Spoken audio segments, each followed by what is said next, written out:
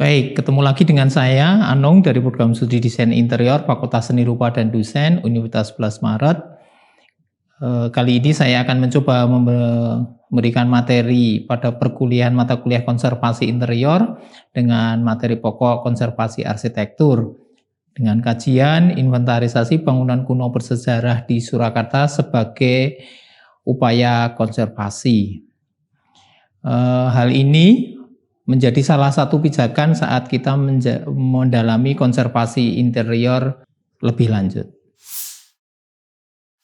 Seperti kita ketahui, konservasi merupakan istilah yang menjadi payung dari semua kegiatan pelestarian, sesuai dengan kesepakatan internasional yang dirumuskan dalam Piagam Bura pada tahun 1981.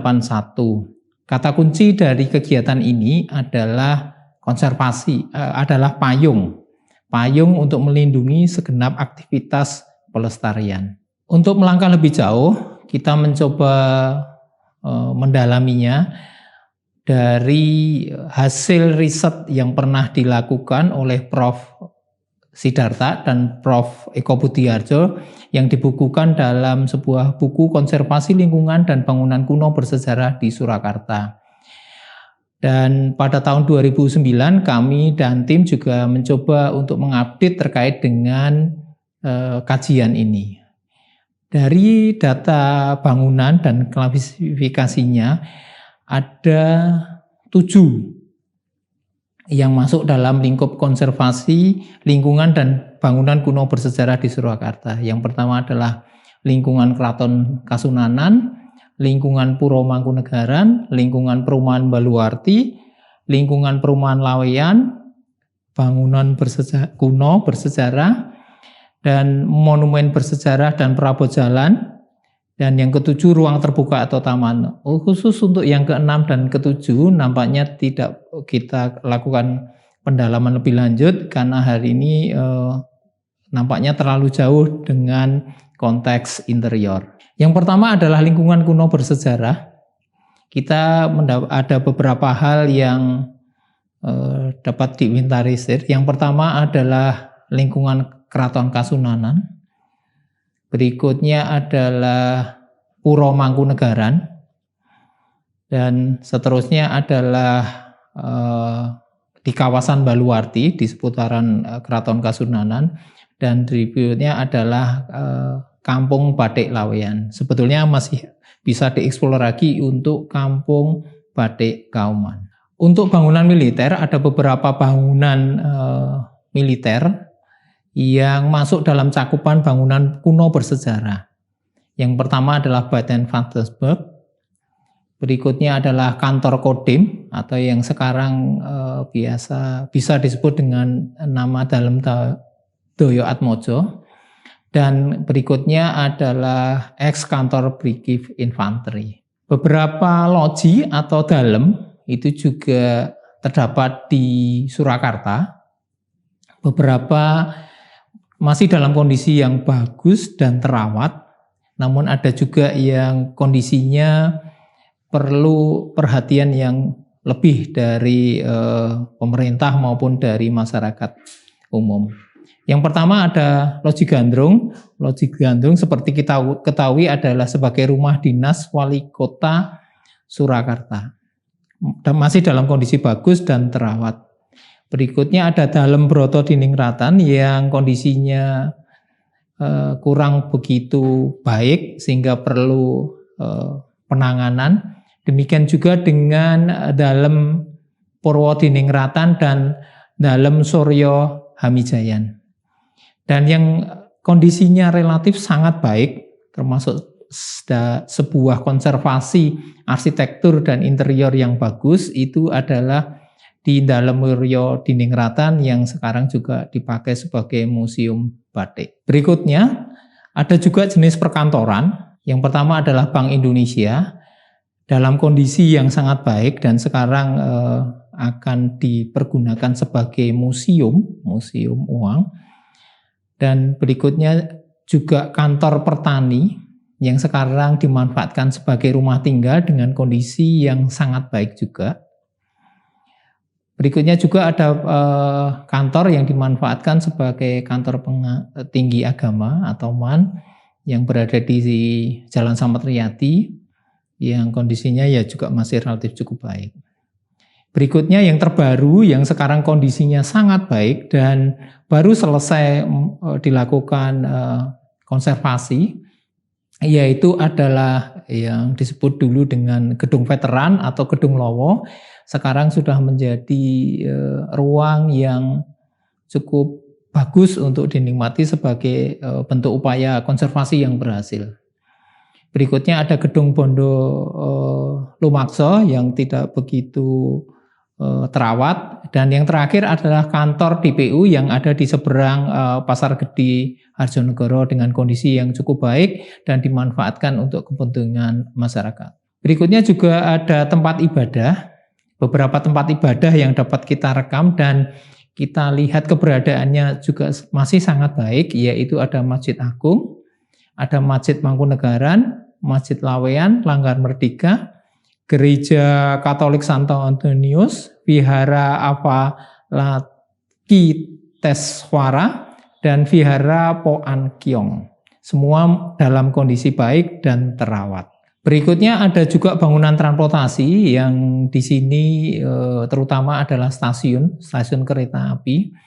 Solo menjadi sebuah kota yang menarik karena ada kehadiran 4 stasiun yang melintas di kota Surakarta. Yang pertama adalah stasiun Solo Balapan dengan kondisi yang cukup baik karena sekarang sudah mendapatkan penambahan fasilitas untuk kepentingan yang baru. Demikian juga dengan stasiun Purwosari dan stasiun Jebres.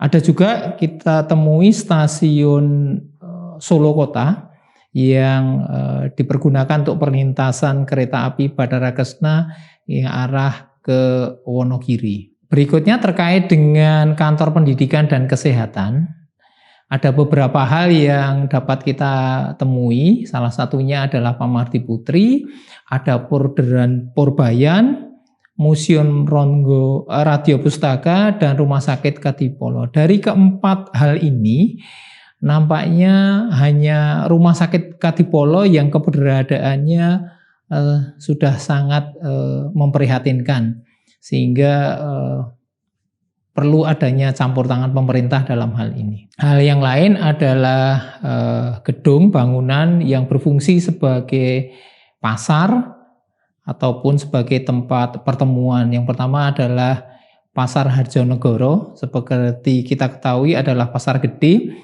pasar terbesar, tradisional terbesar yang ada di kota Solo. Berikutnya adalah Gedung Wisma Batari yang keberadaannya juga masih relatif baik dan terfungsikan sampai hari ini. Apa yang tadi saya sampaikan itu adalah menjadi titik awal kita untuk mencoba mendiskusikan apa itu konservasi interior. Semestinya interior itu tidak akan terlepas dengan arsitektur. Sering juga dipahami bagaimana arsitektur itu sebagai arkeologi masa depan. Arsitektur as archaeology of the future. Hal ini sejalan dengan apa yang telah pernah disampaikan oleh Bapak Wali Kota kita, Bapak Joko Widodo saat itu, bagaimana Solo masa depan adalah Solo masa lalu. Dengan itu kita mencoba bahwa konservasi arsitektur dalam hal ini sebagai pintu masuk kita untuk mendiskusikan konservasi interior. Kenapa? Karena interior selalu menjadi hal yang integrate dengan arsitektur. Termaktub dalam Undang-Undang Nomor 5 Tahun 92 tentang Cagar Budaya, bagaimana benda bergerak maupun tidak bergerak yang dibuat oleh manusia, bagian atau kelompok benda dan sisa-sisanya yang berumur 50 tahun memiliki masa langgam minimal 50 tahun serta memiliki nilai penting bagi prasejarah, sejarah atau kesenian. Nah, yang menjadi tantangan buat pelaksanaan konservasi interior, bagaimana di interior kita akan mendapatkan pengisi ruang atau perabot yang relatif sangat mobile, yang relatif sangat mudah bergerak, relatif sangat mudah untuk berpindah tempat, berpindah tangan, baik untuk kepentingan pelestarian ataupun malah untuk kepentingan komersial. Sehingga keberadaan pengisi interior itu sangat mobile sehingga tantangan tersendiri bagi kita.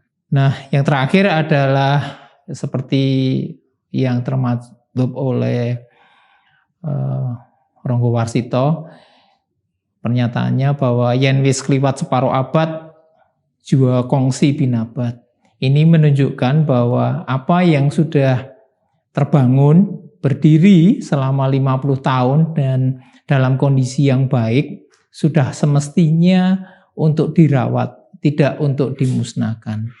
Beberapa hal yang saya tadi sampaikan di atas adalah kondisi beberapa bangunan yang nanti kita akan menelusurinya sebagai upaya pelestarian atau konservasi interior.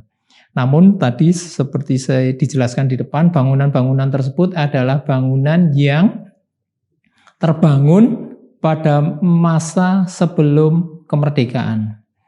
Dalam kondisi tahun 2020-an seperti saat ini, nampaknya terus bergeser, ada bangunan-bangunan pada masa pasca kemerdekaan yang juga perlu untuk kita lestarikan. Salah satunya adalah bangunan-bangunan yang dibangun oleh arsitek atau tukang bangunan yang asli dari pribumi, dari warga Indonesia. Yaitu salah satu hal yang menarik adalah nanti terkait dengan arsitektur jengki maupun furniture jengki.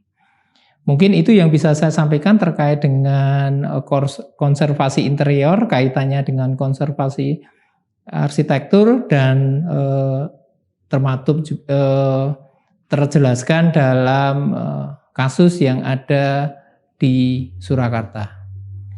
Mungkin sekian yang bisa saya sampaikan, sampai ketemu pada materi berikutnya. Terima kasih.